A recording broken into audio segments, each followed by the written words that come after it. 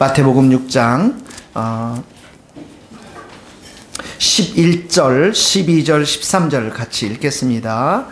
오늘 우리에게 일용할 양식을 주시옵고 우리가 우리에게 죄 지은 자를 사하여 준 것 같이 우리 죄를 사하여 주옵시고 우리를 시험에 들지 말게 마시옵고 다만 악에서 구하옵소서. 나라와 권세와 영광의 아버지께 영원히 있사옵나이다. 아멘. 12절은 여러분 2주 전에 3주 전에 제가 용서라는 제목을 가지고 같이 말씀을 나눴고요. 오늘은 11절 오늘 우리에게 일용할 양식을 주시옵고 13절 우리를 시험에 들게 하지 마시옵고 다만 악에서 구하시옵소서. 이 말씀을 가지고 여러분들과 은혜를 나누도록 하겠습니다. 특별히 여러분 큐티책 있는데요. 큐티책 꼭 여러분들 사시고 여러분 큐티를 꼭 하실 수 있기를 바랍니다. 일용할 양식은 우리의 육신을 위한 것입니다. 우리의 죄를 사하여 주시옵고 이 말씀은 우리의 영혼을 위한 하나님의 말씀이고요. 육체가 얼마나 귀한지요, 소중한지 하나님은 우리의 몸이 하나님의 성전이라고 말씀하셨어요. 우리의 몸 안에 성령님이 계십니다. 예수님을 영접한 사람들은. 근데 이런 우리의 몸, 우리의 육체의 필요를 위해서 기도하라 주님께서 이렇게 말씀하시는 것입니다. 기독교는 영적인 종교입니다. 하나님은 영이시니 영으로 기도하고 영이 살아나는 기독교이지만 육체의 필요를 또한 무시하는 것은 아닌 것이죠. 일용할 양식을 주시옵고라는 것은 우리가 먹어야 산다라는 것입니다. 먹을 것을 위해서 기도하라는 것은 또 다른 말로 말하면 우리의 생명을 유지하고 힘을 내기 위해서는 하나님의 도우심이 필요하다는 것이죠. 하나님의 도우심이 없이는 우리가 살아갈 수 없는 존재라는 것입니다. 여러분 신앙이라는 것은 궁극적으로 하나님 앞에 가서 용서를 구하고 하나님의 도우심을 구하기 위해서 들어가는 것입니다. 일용할 양식이나 또 시험에 들게 마옵소서라는 것은 우리 스스로 생명을 유지할 수 없고 우리의 마음을 다스리지 못하고 악으로부터 악한 세력을 이길 힘도 없고 우리는 거룩하게 되고자 하는 그런 열망도 부족한 사람들이고 그 소원을 가졌어도 그 소원을 이룰 힘이 없는 존재들이라는 것이죠. 그래서 우리가 하나님의 백성으로서 어떤 하나님을 향한 목표, 내용, 긍휼, 자비, 하나님 은혜를 받아야만 이 모든 것에서부터 우리가 이겨낼 수 있고 살아갈 수 있는 존재라는 것을 이 말씀을 통해서 우리에게 가르쳐주고 있는 것입니다. 루터는 일용할 양식이라는 것이 단지 먹는 거에만 국한된 것이 아니라 음식, 신발, 가축, 돈, 재산, 좋은 정부, 날씨, 건강, 심지어 좋은 친구, 이 모든 것들, 우리 일상에 필요한 모든 것들이 바로 일용할 양식인데 이 일용할 양식을 위해서 기도해야만 한다는 것이죠. 하나님이 얼마나 선하신 분이신가, 하나님이 얼마나 좋으신 분이신가는 이렇게 일상에 필요한 모든 것을 우리가 기도할 때에 하나님이 그런 것들을 우리에게 공급해 주시는 것들을 우리가 경험하면서 정말 하나님이 나를 사랑하시는구나, 하나님이 이렇게 선하신 분이시구나, 하나님은 우리를 돌보시고 계시는 분이시구나 하는 것을 경험할 수가 있다는 것입니다. 그래서 여러분 영국에 가서 이제 하숙을 할 때 이 기도를 하는데, 식탁 기도를 처음 하는데 Thank you for the sun, 오늘 이 해가 난 거에 대해서 기도를 하더라고요. 여러분 우리 기도는 그렇게 안 하잖아요, 많이. 근데 영국엔 비가 많이 오니까 해가 난 거에 대해서도 하나님 감사합니다라고 기도하고 하는 것을 보면서 감동을 받았습니다. 해도 하나님이 주신 것이고 달도 하나님이 주신 것이고 이 세상에 우리에게 필요한 모든 것이 하나님으로부터 왔습니다. 이번 주에 저는 친구가 여기 이제 저희 교회에 이렇게 와서 함께 교제할 수가 있었는데요. 이 친구는 오랫동안 한 8년 동안 작은 기업을 하는 친구였습니다. 근데 8년 동안 이제 그 좋은 기술을 개발 기술을 뭐라고 그러냐, 특허를 내서 기업을 이렇게 가던 중에 대기업체가 이 작은 기업이랑 소송을 걸어가지고 얼마나 어려움이 많았는지 모릅니다. 8년 동안, 재판을 8년 동안 했는데요. 하나님께서 얼마나 이 친구가 신앙이 좋는지 믿음을 가지고 기도하는 가운데 8년 동안 고래와 새우의 싸움이었습니다. 그런데 다 승리를 하게 하셨어요. 이 친구에게. 그래서 저는 이제 이 친구가 20대 때 만난 친구였고, 그래서 우리 교회에 좀 와서 신앙생활을 했으면 좋겠다 생각이 들었어요. 왜냐하면 지금 큰 대형교회, 아들이 훌륭해서 그 교회를 물려준 큰 대형교회에 다니고 있었거든요. 그래서 이제 만나가지고 같이 대화를 하면서 이 친구도 가능하면 이 조그만한 교회에 와서 도와주면 얼마나 좋겠는가 해서 같이 교제를 나눴는데, 이 친구가 마지막에 이제 그런 문제를 얘기하다가 지금 다니는 교회가, 그래서 이제 아들 물려준 큰 교회를 이제 나오게 되었는데요. 지금 다니는 교회에 10명이 다는 작은 개척교회라는 거예요. 그리고 목사님이 장애인인데 자기들이 이 교회를 섬기고 있다는 것이죠. 근데 우리보다 더 적은 교회를 다니는데 제가 우리 교회로 올 수가 없잖아요, 여러분. 저도 양심이 있는데, 그쵸? 좀 큰 교회면 괜찮겠는데. 그래서 그 친구에게 그렇게 말했어요. 야, 승관아, 내가 너를 정말 존경한다. 나는 그 작은 교회를, 그 큰 교회에서 작은 교회, 10명도 안 되는 그런 교회를 간 친구, 그런 신앙, 그런 믿음, 그런 좋은 친구를 정말 하나님이 내게 주신 거에 대해서 얼마나 감사했는지 모릅니다. 여러분, 죄는 있잖아요. 나의 힘으로, 나의 노력으로, 내 생각으로 결정하는 것에 죄가 싹트게 되어 있습니다. 우리 시대의 정신이라는 것은 자기 힘으로, 자기 노력으로 돈 많이 벌어서 잘 먹고 잘 살고 잘 놀자, 염려 없이 살기를 원합니다. 많이 쌓아두어야만 염려가 없는 줄 생각합니다. 그런데 성경은 하나님을 믿어야 염려가 없어진다고 말씀하십니다. 일상의 작은 것조차도 주님께 기도하고 의지하고 맡길 때 염려가 사라지는 것입니다. 여러분, 우리가 생계를 위해서 열심히 일을 합니다. 수고하고 땀을 흘립니다. 농부들도 곡식을 얻기 위해서 밭을 가고 씨를 뿌리고 땀을 흘립니다. 이 모든 일들을 다 행하고 나서 어떻게 해야 됩니까? 하나님의 도우심을 구해야만 합니다. 하나님을 의지해야만 합니다. 그래서 성도는 우리 일상의 모든 삶 가운데 필요한 모든 것들을 하나님께 아뢰고 의지하고 그 하나님의 도우심을 받아 살아가는 자들이 성도인 것입니다. 어느 기업가가 쓴 글을 읽은 적이 있습니다. 사업을 다 정리하고 정말 가진 돈이 하나도 없을 때 하나님 한 분만을 바라보면서 6년, 7년을 살았다고 고백하고 있습니다. 그때 이분이 얼마나 자기 자신이 뼈저리게 느꼈는지, 한 끼의 식사가 얼마나 귀한 것인지를 그때 깨달았다고 합니다.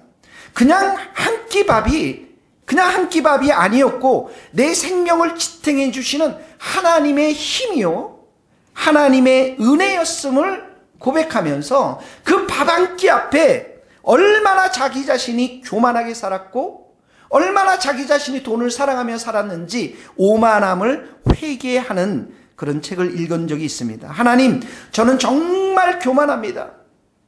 하루하루 내가 살아가는 삶이 하나님의 도우심을 따라 살아가는 것인데 이런 것을 몰랐습니다. 스스로의 능력을 믿었고 하나님은 단지 내 일들을 도와주시는 그런 돕는 분으로만 생각했습니다. 그러나 이제는 하나님의 도움이 없이는 내가 한순간도 살 수 없는 연약한 존재라는 사실을 깨달았습니다. 그때 이분이 이렇게 고백합니다. 그제서야 비로소 돈이나 학번이나 자신감으로 이 땅을 살아가는 것이 아니라 매 순간마다 하나님이 주시는 힘과 은혜로 내가 살고 있음을 고백한다라는 책을 읽은 적이 있습니다. 사랑하는 성도 여러분, 여러분의 필요한 모든 것은 하나님이 공급해 주신 줄 믿습니다. 우리 교회에 필요한 모든 것도 하나님이 다 채워주실 줄 믿습니다. 여러분 믿습니까? 염려하지 마십시오. 하나님을 믿지 않는 사람들은 염려합니다. 걱정합니다. 그러나 하나님을 믿는 자들은 염려할 것이 없습니다. 빌립보서 4장 19절 프린트에 있는 말씀 다 같이 읽겠습니다. 시작. 나의 하나님이 그리스도 예수 안에서 영광 가운데 그 풍성한 대로 너희 모든 쓸 것을 뭐라고요? 누가요? 누구의 하나님이요? 나의 하나님이십니다. 믿습니까, 여러분? 다른 사람의 하나님이 아니라 나의 하나님이 되셔야 돼요. 나의 하나님, 우리 교회의 하나님, 그분이 모든 것을 다 채워 주실 줄 믿습니다. 두 번째로 13절에 보면 우리가 시험에 들지 말게 하지 마시옵고 다만 악에서 구하옵소서 이렇게 기록하고 있습니다. 이 시험에 들지 말게 하옵소서, 또 다만 악에서 구하옵소서, 이건 하나의 기도입니다. 하나의 기도. 이 악에서 구한다라는 것은 바로 마귀 사단의 역사로부터, 유혹으로부터 구원해 달라라는 것입니다. 여러분, 우리는 구원받은 자녀입니다. 그런데 이 구원받은 자녀에도 삶 속에도 어떻게 합니까? 우리에게 시험이 있습니다. 시험, 페이라스모스라는 단어인데요. 시험, 이 시험은 크게 성경에 보면 두 가지 형태로 옵니다. 하나는 뭐냐면 마귀가 역사하는 시험이 있습니다. 여기 뭐 악으로부터 구원해달라고 하지 않습니까? 이 악한 자, 마귀가 역사하는 시험이 있고, 또 하나는 시험은 하나님께서 믿음을 더 연단시키기 위해서 주시는 시험들이 있습니다. 여러분, 마귀가 온갖 속임수를 써서 우리들에게 뭐라고 말하냐면, 너는 네 인생에 네가 왕이야, 네가 주인이야, 하나님을 왕으로, 예수님의 왕을 모시지 못하도록 합니다. 그리고 예수님께서 이루어놓으신 모든 일들, 하나님께서 이루어놓으신 모든 일들을 망치려고 하는 것이죠. 하나님과의 관계를 깨는 것을 말합니다. 여러분, 죄에 대한 책임, 죄를 범했다라고 하는 그 책임에는 인간의 책임도 있고 사단의 유혹도 함께 있는 것입니다. 시험을 합니다. 마귀가 시험을 합니다. 역사합니다. 근데 어떡합니까? 우리의 욕심, 부패한 본성이 거기에 끌려서 마귀의 미혹을 당합니다. 그러면 욕심이 잉태하면 어떻게 하죠? 죄를 낳고, 죄가 장성한 자 어떡하죠? 사망을 낳는 것입니다. 거기 한번 읽어봅시다. 야고보서 1장 14절. 오직 각 사람이, 시작, 오직 각 사람이 시험을 받는 것은 자기 욕심에 끌려 미혹됨이니 욕심이 잉태한 즉 죄를 낳고 죄가 장성한 즉 사망을 낳느니라. 시험은 인간의 욕심으로 시작되는데 인간은 사단의 유혹을 받아서 이 시험을, 죄를 범하게 되는 것이죠. 피아노를 이렇게 보면 피아노의 뚜껑을 이제 열고서 건반을 두드리면 어떡합니까? 소리가 납니다. 피아노 소리가 진동하는 것을, 피아노 소리가 이렇게 울려 퍼지는 그 소리를 들을 수가 있는 것입니다. 사단도 마찬가지입니다. 사단이 두드립니다. 두드리면 우리가 어떻게 합니까? 반응을 합니다. 무엇으로 반응합니까?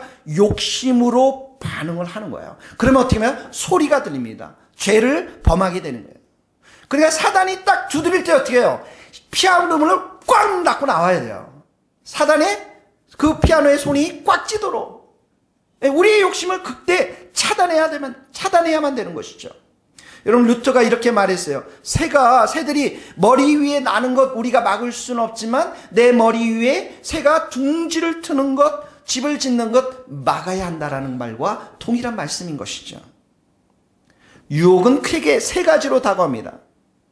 이 아담과 이브가 에덴의 동산에서 죄를 범할 때 보면은 그 나무를 본 적, 선악과 나무를 본 적 어떻게 합니까? 먹음직도 하고, 두 번째는 어떻게 합니까? 보암직도 하고, 세 번째는 어떻게 합니까?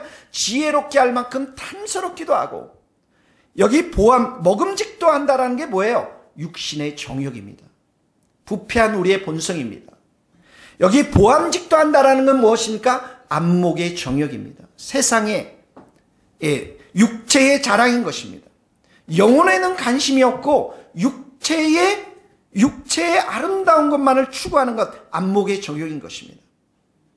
어떤 기업가의 집에 가보니까 집도 크고 집도 아름답습니다. 소파도 아름답고 그릇도 막 금그릇처럼 아름다운, 거기에 막 음식도 얼마나 좋은 음식들이 많이 있는지 모릅니다. 그런데 그의 영혼을 보니까 하나님과의 깊은 친밀함이 없습니다. 찬양이 없어요. 기도가 없어요. 그 영혼은 메마르고 피폐 있는 것들을 보게 되어집니다. 이게 바로 안목의 정욕에 사로잡힌 그러한 삶인 것이죠.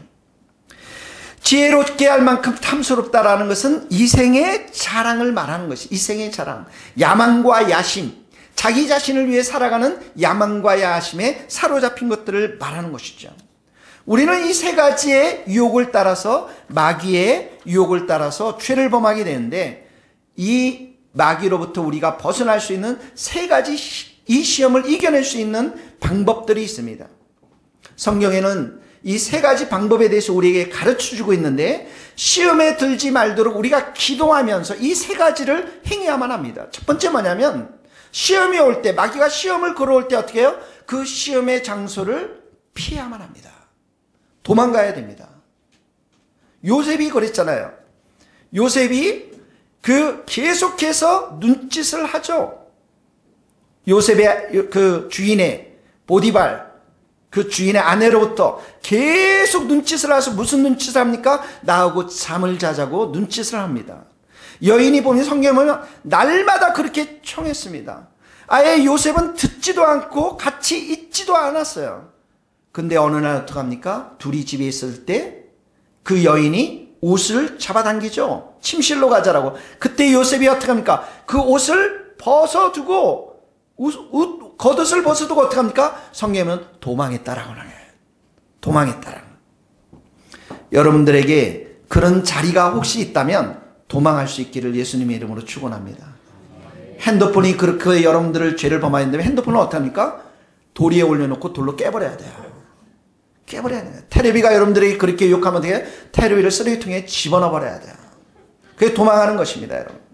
내가 도박을 심하게 해요. 도박을 심하게 하는데 도박장에 갑니다. 도박장에 가서 카지노 가서 주여 나에게 은혜를 주시오, 성령의 불을 주셔서 이 도박을 안 하게. 안 됩니다. 안 돼요. 도박장인데 되겠어요, 여러분? 될 수가 없습니다. 도망가야 합니다. 도망가면 하나님이 함께 해주십니다. 요셉에게 함께 해주십니다. 옥이라도 감옥이라도 하나님이 함께 하시기 때문에 형통의 은혜를 주셨다라고 성경은 기록하고 있습니다. 마귀가 이렇게 장수해서 우리 유혹할 때는 첫 번째 도망하는 것입니다. 두 번째는 뭐냐면, 두 번째는 사단이 우리를 유혹할 때, 시험할 때 두 번째는 말씀의 금으로, 성령의 금으로 어떡합니까? 대적해야 됩니다. 성령의 그 말씀의 금으로 대적한다라는 건 어떻게 해요? 그 말씀을 선포하고, 그 말씀을 선포하고, 그 말씀을 믿고 그 말씀대로 순종하면 되는 것입니다. 예수님이 마귀의 유혹을 받아서 광야에서 유혹을 받습니다. 그때 마귀에게 3번이나 유혹을 받으면서 동일하게 이렇게 말씀하시죠. 기록하였을 때, 성경에 기록하였을 때 사람이 떡으로만 살 것이 아니요 하나님의 입으로 나오는 모든 말씀으로 사느니라. 또 기록하였을 때 주 너의 하나님을 시험하지 말라. 성경에 그렇게 나와 있다. 기록하였을 때 주 너의 하나님을 경배하라. 다 성경에서 가져왔습니다. 그리고 나서 예수께서 말씀하죠. 이 사탄아 물러가라. 하나님의 말씀이 여러분의 마음 가운데 많이 있어야 되는 거예요. 믿습니까, 여러분? 말씀이 없는 상태에서는, 말씀의 금이 날카롭지 않은 상태에서는 사단의 유혹을 이겨낼 수가 없는 것입니다. 여러분, 교회에서 중요한 게 뭡니까? 서로 사랑하는 것입니다. 교회에서 중요한 게 뭡니까? 용서하는 것입니다. 우리가 서로 사랑하지 않고 우리가 용서하지 않을 때 사단은 반드시 공격합니다. 사단은 우리를 속이게 합니다. 같이 거기 읽읍시다. 고린도후서 2장 10절입니다. 너희가 시작. 너희가 무슨 일이든지 누구를 용서하면 나도 그리하고 내가 만일 용서한 일이 있으면 용서한 그것은 너희를 위하여 그리스도 앞에서 한 것이니 이는 우리로 사단에게 뭐라고요? 용서하지 아니하면 사단이 어떡합니까? 공작을 펼칩니다. 관계의 말 속에 상처를 주고 우리 교회를 통해서 여러 가지 사단은 관계 속에서 공격을 하며 유혹을 하며 서로에게 책임을 돌리고 서로에게 비난을 하면서 그 용서하지 않는 그 자리에 사단은 역사에서 서로 사랑하지 않는 그 가운데에 마귀는 역사에서 그 공동체를 힘들게 하는 것입니다. 말씀을 가지고 우리가 대적한다는 것은 우리가 말씀대로만 순종하면 하나님이 우리를 지켜주실 줄 믿습니다. 우리의 마음을 지켜주시고 우리의 가족을 지켜주시고 우리의 교회를 지켜주시는 줄 믿습니다. 말씀으로 대적해야 돼요. 말씀 앞에 순종하면서 나가야 됩니다. 세 번째는 여러분, 시험이 들어오면 기도하면서 어떻게 해야 되냐면 주님의 보혈로 씻어야 됩니다. 여러분, 마귀는 뭡니까? 고발자입니다. 마귀는 뭡니까? 밤낮 참소하는 자입니다. 밤낮 여러분들을 고발합니다. 너는 이게 못됐어. 너는 기도도 하지 않는 친구야.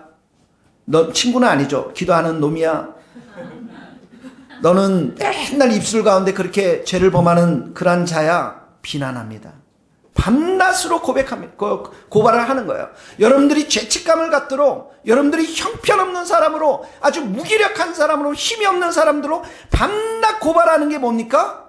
이 사단이 하는 일이에요. 우리 교회는 이런 게 안 돼. 이 교회는 이런 게 문제야. 밤낮 참소하는 게 뭐냐면 마귀가 하는 짓입니다.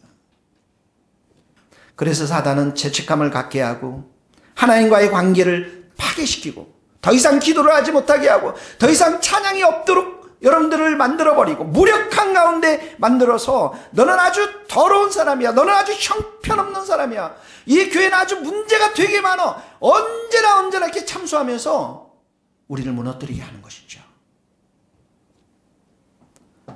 이럴 때 우리가 어떻게 해야 됩니까? 주님의 피를 의지하는 것입니다. 주님의 피로 내 생각을 덮으소서.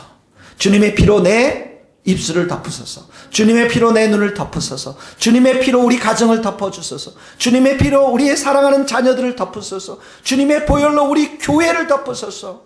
여러분, 큐티 말씀에 나와 있잖아요. 너의 입을 크게 열라. Open your mouth wide. 내가 너희를 채우리라고 말씀하시잖아요. 예? 하나님께서 채워주시는 거예요. 우리의 불평의 입, 이 원망의 입, 이 비난의 입, 부정적인 입은 닫아야 되고 찬양의 입, 감사의 입, 기쁨의 입, 기도의 입, 이 모든 칭찬의 입, 격려의 입, 이 모든 입들을 우리가 크게 벌릴 때, 그리고 그 입을 벌릴 수 있는 힘이 어디서 나오냐면 주님의 보혈로 나오는 것입니다. 주님의 피로 나오는 거예요. 주님의 피로 깨끗하게 씻고 내가 언제든지 정결하게 되고 내가 언제든지 깨끗하게 되고 하나님을 찬양하고 하나님을 경배하고 하나님의 그 존전 앞에 담대히 나가면 사단이 우리를 건드리지 못함을 믿습니다. 거기 한번 읽어봅시다. 히브리서 9장 14절. 하물며 영원하신 시작. 하물며 영원하신 성령으로 말미암아 흠없는 자기를 하나님께 드린 그리스도의 피가 어찌 너희 양심을 죽은 행실에서 깨끗하게 하고 살아계신 하나님을 섬기게 하지. 그리스도의 피가 깨끗하게 한다고 했습니다. 그래서 예수님의 피는 이 마귀의 고발을 어떻게 해요? 꺾어버려요. 그걸 꺾어버립니다. 그리고 우리를 어떻게 해요? 깨끗하게 하면서 어떻게 합니까? 우리가 깨끗하게 씻음을 받았으니 어떻게 하죠? 하나님의 존재로 지성소로 마음껏 달려가서 하나님 품에 안기는 거죠. 기도하며 찬양하며 감사하며 의뢰하는 것입니다. 여러분, 하나님이 여러분들을 이렇게 넓은 품에 안아서 사랑하고 환영해 주는 것은 주님 내가 기도를 100시간 했습니다. 주님 내가 전도를 이렇게 많이 했습니다. 주님 내가 헌금을 이렇게 많이 했습니다. 우리의 자랑 때문에 되는 것이 아닙니다. 주님의 피로, 예수님의 보혈로 우리를 하나님께서 그렇게 환영해 주시는 것입니다. 사랑하는 성도 여러분, 예, 여러분들 선포합니다. 주님의 피로 여러분들을 머리에서 발끝까지 덮여줘서 깨끗한 영혼들이 될 수 있기를 예수님의 이름으로 축원합니다. 예수님은 우리의 죄를 기억하지 않으세요. 하나도 기억하지 않으세요. 회개하고 돌이키는 것은 기억할 수가 없는 분이 하나님이십니다. 그래서 우리의 양심이, 우리의 마음이 주님의 피로 깨끗하면 어떻게 해요? 마귀 이길 수 있습니다. 대적할 수가 있는 거예요. 충분히 이길 수 있습니다. 예수님의 사랑과 은혜로 우리가 충분히 이길 수가 있는 것입니다. 세 번째는 뭐냐면 마귀의 시험에 들지 않도록 우리가 기도하면서 우리가 해야 할 일이 있습니다. 그게 뭐냐면 우리 교회가 전체적으로 전신갑주를 입는 것입니다. 에베소서 6장 10절에 보면 마귀를 대적하기 위해 어떻게 해요? 전신갑주를 입으라고 그랬어요. 에베소서 6장 11절 같이 한번 읽겠습니다. 에베소서 6장 11절 다 같이 읽읍시다. 시작. 마귀가 관계를 넘어 대적하기 위하여 하나님의 뭐라고요? 이건 개인에게 얘기할 뿐만 아니라 에베소라고 하는 교회를 향해서 하나님께서 말씀하신 거예요.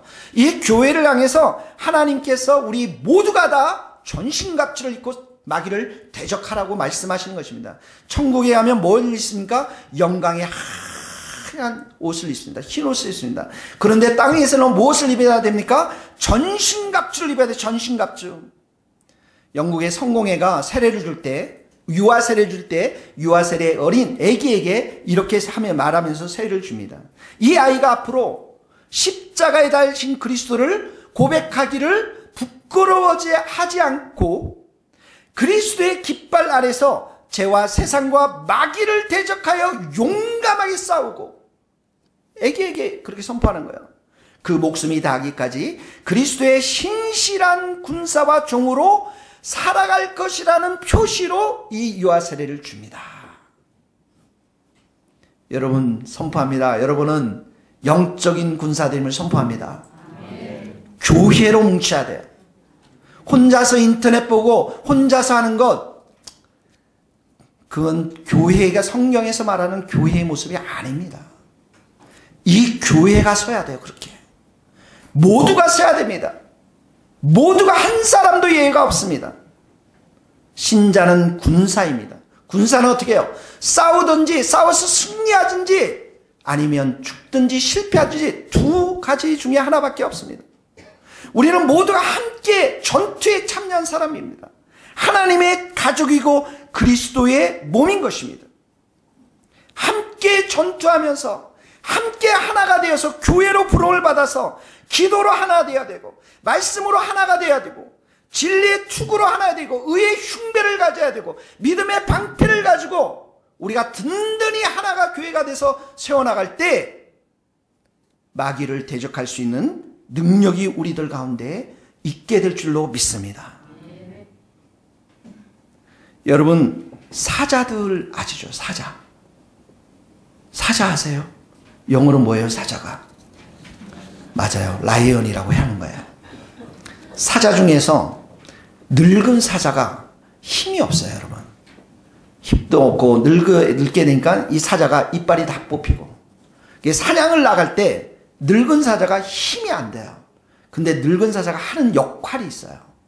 이 젊은 사자들이 숲속에 건물뜸에 이렇게 숨어 있으면 늙은 사자들이 이 들소가 있는데 접근해서 어떻게 하면 늙은 사자들은 으아! 소리가 크거든요.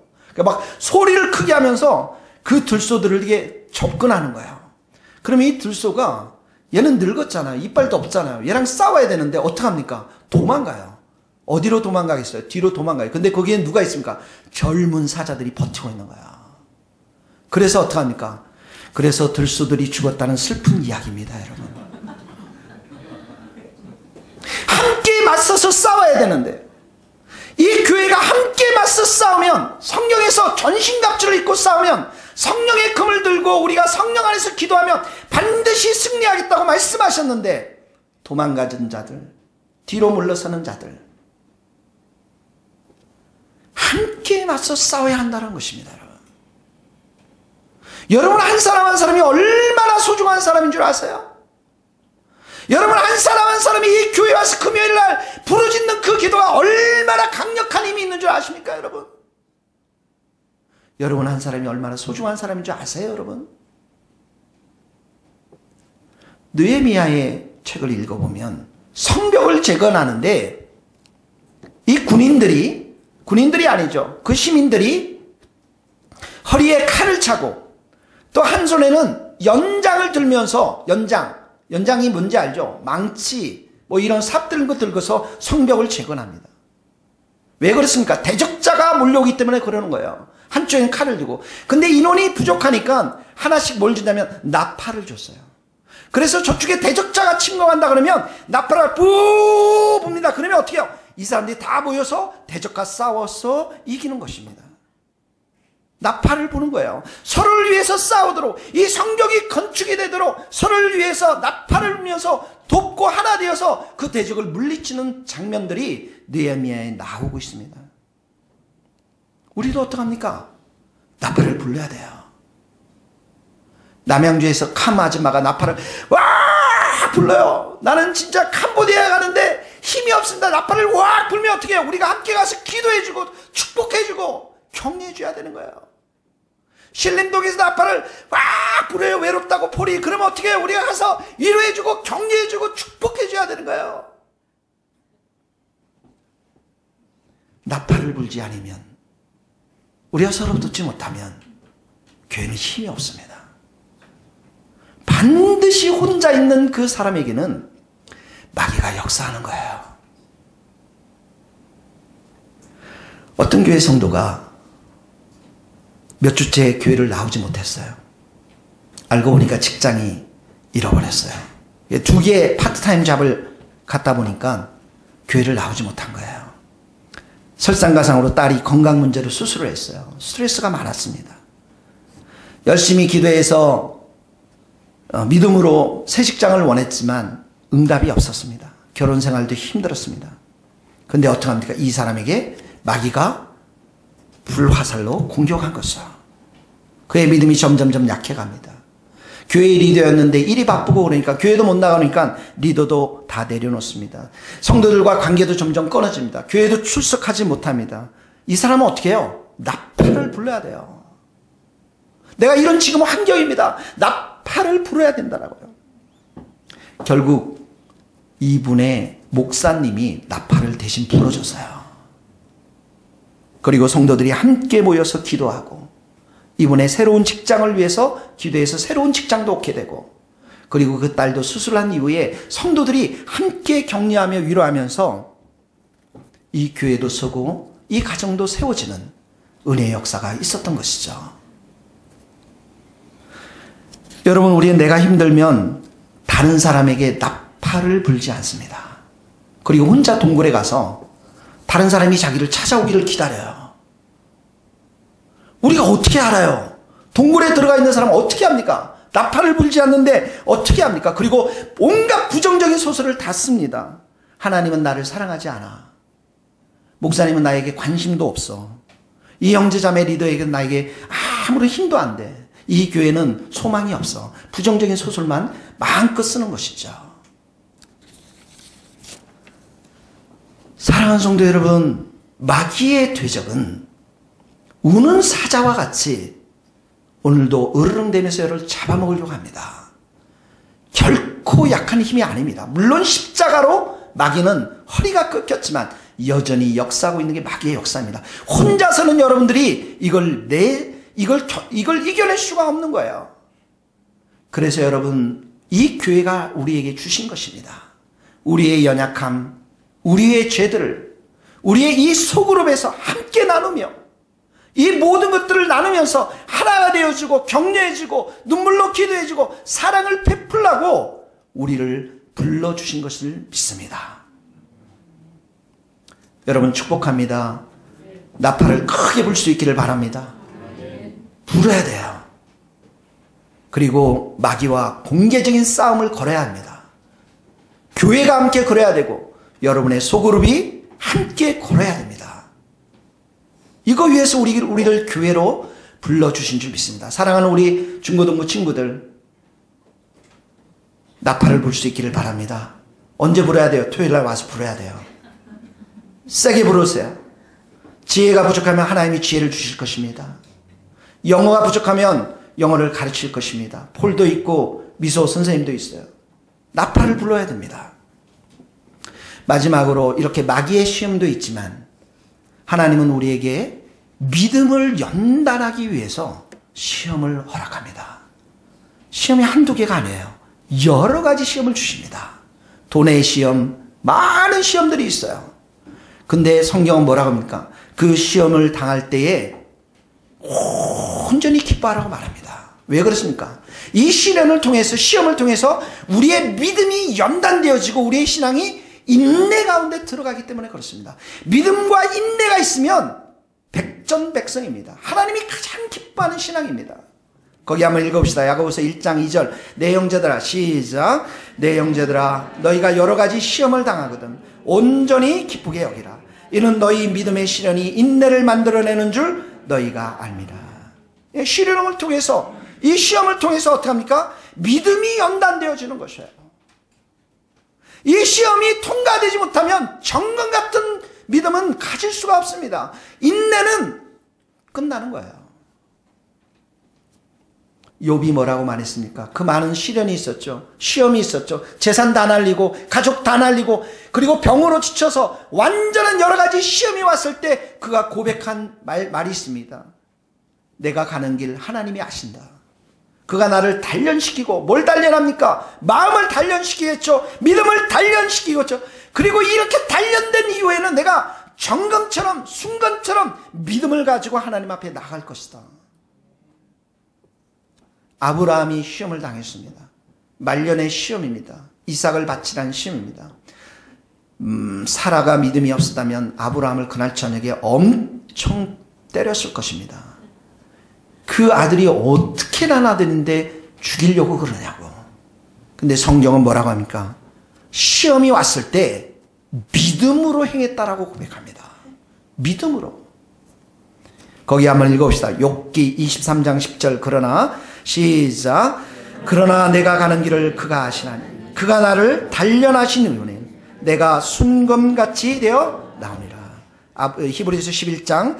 아브라함은 시험을 받을 때에 믿음으로 이삭을 드렸으니 그는 약속들을 받은 자로 돼 그 외아들을 드렸느니라. 하나님은 여러분들이 정금 같은 믿음을 갖기를 원합니다. 저는 정말 소원이에요. 우리 교회 모든 성도들이 정금 같은 믿음을 갖기를 간절히 바랍니다. 왜 그렇습니까? 믿음이 없이는 하나님을 기쁘시게 하지 못합니다. 하나님이 기쁨이 없는 자에게 상을 주십니까? 아닙니다. 믿음이 없이는 하나님을 기쁘시게 하지 못하나니 하나님께 나아가는 자는 반드시 그가 계신 것과 그가 자기를 찾는 자들에게 상 주시는 자이심을 믿어야 할지니라. 마귀와 싸워 이길 힘은 믿음밖에 없습니다. 무엇에 대한 믿음입니까? 예수님에 대한 믿음입니다. 우리에 대한 장은 예수님이십니다. 그분은 오늘도 하늘 보좌 위에서 우리를 중보하십니다. 예수님이 우리의 왕이 되시고 예수님이 우리의 군대 대장이 되시기 때문에 우리는 반드시 승리합니다. 성도는 성부 하나님의 택하심을 믿고 성자의 보혈로 깨끗함을 입고 성령으로 새롭게 된 사람입니다. 다시 말하면 우리의 육의 힘으로, 우리의 생각으로, 우리의 감정으로, 우리의 환경으로 삶을 결정하는 사람이 아닙니다. 예수님이 우리의 대장 되십니다. 그 예수님 앞에 우리가 순종할 때 예수님을 통해서, 예수님의 사랑을 통해서 우리는 넉넉하게 이기게 될 줄로 믿습니다. 사랑하는 성도 여러분, 그리스도의 용사로 살게 되기를 예수님의 이름으로 축원합니다. 믿음을 위해서 기도하십시오. 말씀대로 살지 않는 것은 하나님을 믿지 않기 때문에 그렇습니다. 항상 믿음이 자라나도록 기도하십시오. 예수님을 더 붙잡고 예수님 안에 거하고 그분과 더 가까워지고 전심으로 그분께 의뢰하면서 제자들이 드렸던 이 기도, 우리에게 믿음을 더 하소서. 믿는 습관을 늘 길러야 됩니다. 주님의 영광을 믿습니다. 주님의 전능하심을 믿습니다. 제 안에 살아 역사하시는 주님의 능력을 믿습니다. 이 교회 가운데 역사하시는 주님의 능력을 믿습니다. 여러분의 감정과 경험이나 육적인 생각에 연연치 마십시오. 주님이 나를 온전히 돌보시고 내 인생 가운데 선하게 인도하시는 분이심을 확실히 믿고 믿음으로 선포할 수 있기를 바랍니다. 아침 저녁으로 믿음을 유지하고 호흡이 있을 때마다 믿음을 유지하고 항상 믿음을 유지하십시오. 내 인생의 가장 중요한 것은 예수님을 믿는 그 믿음이라는 사실들을 기억하십시오. 하나님의 인재를 굳게 믿고 하루를 시작하고 주님이 나와 함께 하심에 감사드리고 그리고 하루를 마감하고 이렇게 주님과 함께 매일 만나는 그 만남 속에서 주님은 우리에게 새 힘을 주시고 새 은혜를 주시고 새 능력을 주시고 새 비전을 주셔서 마귀를 대적할 뿐만 아니라 온 세상을 향해서 하나님의 살아계심을 선포하는 여러분과 우리 교회가 될 줄로 믿습니다. 사랑하는 성도 여러분, 사단을 이길 수 있는 능력은 내가 얼마나 예수님과 가까이 지내며 예수님의 임재 가운데 사느냐에 달려 있습니다. 말씀을 정리하겠습니다. 우리의 일용할 양식을 필요한 걸 위해서 우리가 기도하고요. 우리는 시험을 받습니다. 마귀로부터 시험을 받습니다. 그때 어떻게 합니까? 장소도 도망해야 되고 말씀으로 우리가 대적하고 주님의 보혈로 깨끗이 씻고 교회가 한 마음이 되어서 전신갑주를 입고 나팔을 불며 서로를 축복하며 마귀를 대적해야 될 줄로 믿습니다. 하나님은 우리에게 시험을 주십니다. 여러 가지를 허락하십니다. 무엇을 위해서요? 정금 같은 믿음을 위해서. 기도하시겠습니다. 이 시간 하나님 말씀